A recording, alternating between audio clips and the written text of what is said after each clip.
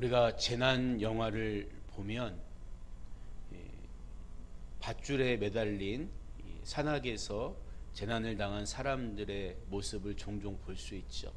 그래서 주로 주인공의 친구들이 밧줄 아래에 매달려 있다가 스스로 칼로 줄을 자르고 떨어지는 모습을 보게 돼요. 왜 그렇습니까? 같은 줄에 매달려 있다면 아래쪽에 매달려 있든 위에 매달려 있든 결국은 다 떨어져서 죽을 수밖에 없기 때문이에요. 인간의 선한 행위로 구원에 이르려는 것이 이와 같습니다. 우리 인간은 모두 죄악 가운데 태어나기 때문에 그 멸망이라는 줄에서 아래에 있든 위에 있든 조금 더 선한 행위를 하든 그렇지 못하든 하나님 보시기에는 큰 차이가 없다는 거예요. 그래서 하나님은 예수 그리스도를 이 땅에 보내셔서 우리 모두를 끌어올려 주신 거예요. 우리가 볼 때 저 사람은 좀 부족해 보이고 이 사람은 조금 더 고상해 보여도 우리가 볼 때 그런 것이지 하나님이 볼 때는 큰 차이가 없다는 거예요. 그래서 하나님은 우리의 행위가 아니라 예수 그리스도를 믿는 믿음을 통해서 동일한 구원을 허락해 주신 것입니다. 그렇다면 우리에게 어떤 사명이 남아 있을까요? 이런 하나님의 하나님의 의로움을 세상에 드러내야 할 책임이 있는 거예요. 갈라디아서 5장은 그래서 성령의 선한 열매들에 대해서 가르쳐주고 있죠. 예수님의 십자가의 공로로 은혜로 구원받은 우리들은 이제는 성령의 선한 열매를 드러내면서 살아야 하는 것입니다. 그래서 선을 행하는 양선도 성령의 열매 가운데 하나가 되는 거예요. 성경이 말하는 선함은 타 종교나 윤리학에서 말하는 것처럼 선천적으로 가지고 난 선한 본성을 회복해라 이런 의미가 아니라 내 안에 계시는 성령님의 선하심을 삶 가운데 드러내는 것입니다. 구원은 은혜로 받았는데 내 의로움과 노력으로 다시 선한 사람이 되라는 것이 아니라 성령님이 나를 선하시게 이끌어서 그 열매를 맺게 하실 수 있도록 우리는 순종하며 나아가야 되는 거예요. 그래서 우리는 하나님의 의를 드러내기 위한 의의 십자가를 지고 살아가야 하는 것이죠. 오늘 본문에 등장하는 아리마대 요셉은 우리가 잘 아는 것처럼 예수님의 시체를 장사 지낸 사람입니다. 그런데 본문 1절의 말씀을 보면 그에 대해서 어떻게 설명하고 있습니까? 공회의원으로 선하고 의로운 요셉이라 하는 사람이 있으니 이렇게 말하고 있어요. 우리는 일반적으로 예수님을 십자가에 못 박은 공회원들, 그들은 종교 지도자들이고 예수님을 적극적으로 비난하고 모두 나쁜 사람들이었을 것이다 이렇게 생각하기 쉬운데 본문 말씀은 공회의원인데 그는 선하고 의로웠다. 두 가지 수식어를 붙이고 있죠. 복음서에는 아리마대 요셉의 삶이 구체적으로 어떻게 선하고 의로웠는지 자세하게 기록하고 있지 않습니다. 그런데 우리는 오늘 본문의 말씀을 통해서 그가 적어도 두 가지 점에서 의로웠다는 것을 깨달을 수가 있는 거예요. 먼저 51절을 보면 그들의 결의와 행사에 찬성하지 아니한 자라. 예수님을 죽이기 위한 산헤드린 공회원의 재판 과정이 얼마나 불법적이고 서슬이 시퍼렇습니까? 그래서 심지어 예수님의 수제자라고 하는 베드로조차도 그들의 권세 앞에 두려워서 예수님을 모른다고 부인할 수밖에 없었던 거예요. 그런데 평소 주목받지 못했던 사람이었던 아리마대 요셉이 그 자리에서도 예수님을 죽이는 것은 절차상으로도 그리고 내용적으로도 옳지 못하다, 반대했던 사람이라는 거예요.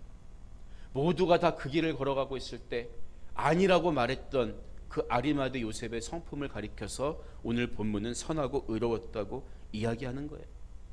사람들은 선한 성품하면 어떤 경우에도 말에 토를 달지 않거나 반대하지 않는 거라고 생각하는 경향이 있는데 여러분 그렇지 않습니다. 하나님 볼 때 선한 성품이란 사람의 이해관계가 아니라 하나님의 의의 기준에서 진리를 잣대로 사물을 바라보고 판단하는 것을 선하다고 이야기하는 거예요. 우리는 세상적인 의미의 소극적인 선한 성품과 혼동하면 안 되는 거예요. 아리마대 요셉은 모든 종교 지도자들이 예수님을 십자가에 못 박기로 결의하고 충동질했어도 홀로 반대한 사람이에요. 비록 내가 인정받지 못하는 한이 있어도 진리가 아닌 것에는 동의할 수가 없었던 거죠. 그래서 진리의 편에 서는 것이 선한 행위다. 모두가 지나간다고 해서 그 길이 옳은 길 아니에요. 그래서 예수님 뭐라고 말씀했습니까? 내가 곧 길이요 진리요 생명이다. 예수님 분명히 가르쳐 주신 거예요. 주님을 따르는 길을 진리의 잣대로 삼을 때 우리는 성경이 평가하듯이 선한 품성으로 하나님 앞에 설 수가 있는 것입니다.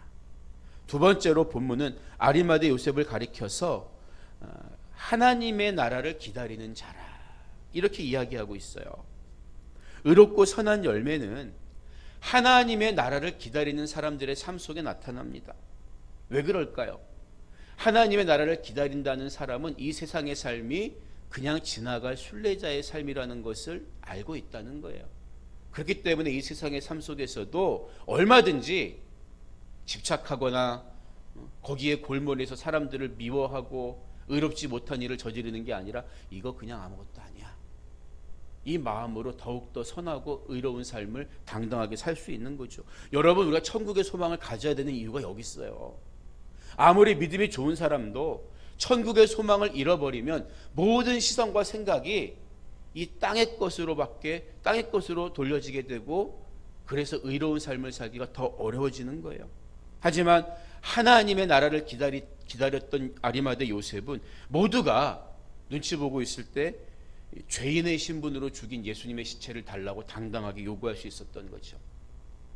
그 당시 기록을 보면 십자가에 달려서 죽은 죄인의 시체는 대부분 날짐승이나 들짐승이 파먹었다고 합니다.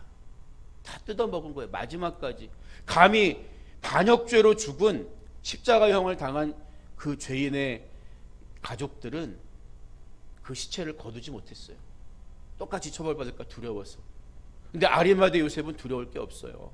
선한 성품을 가지고 하나님 나라를 소망 중에 바라봤던 사람이기 때문에 야, 이 땅의 인생 아무것도 아니야. 당당하게 불의하게 재판받아 십자가에 죽으신 예수님의 시체를 달라고 한 거죠. 52절 이하의 말씀을 보면 그가 빌라도에게 가서 예수의 시체를 달라 하여 이를 내려 세마포로 싸고 아직 사람을 장사한 일이 없는 바위에 판 무덤에 넣어두니 이날은 준비일이요 안식일이 거의 되었더라. 그래서 십자가 사건부터 예수님의 이 무덤에 안치되기까지 제자들의 이야기는 안 나와요. 오히려 공생의 기간 중에 주목받지 못했던 여인들이라든지 아리마대 요셉 같은 사람이 마지막까지 예수님 곁에서 예수님을 책임진 주도적인 사람들로 나오고 있습니다. 여러분 생각해 보세요. 아리마대 요셉이 특별히 예수님이 부활할 것을 믿었기 때문에 그에게만 부활 신앙이 있었기 때문에 제자들은 다 도망갔지만 이 사람 혼자 남아서 예수님의 마지막 시신을 갈무리했을까요? 여인들에게 그런 믿음이 있어서 주님께 향품을 바르기 위해서 그렇게 헌신했을까요? 그렇게 보이진 않습니다. 그러나 그들 안에 있었던 선하고 의로운 성품은 예수님의 죽음을 끝까지 책임지는 일을 주도적으로 도맡아 할 수 있도록 이끌었던 거예요. 그것이 의로운 길이었기 때문입니다. 저는 지금도 가끔 초등학교 때 운동장에서 기합을 받을 때 모습이 생각나요. 몇 번 말씀드린 것 같은데 운동장을 이렇게 뛰다 보면 아이들이 선생님이 쑥 들어가시면 그냥 뭐 꾀를 부리잖아요.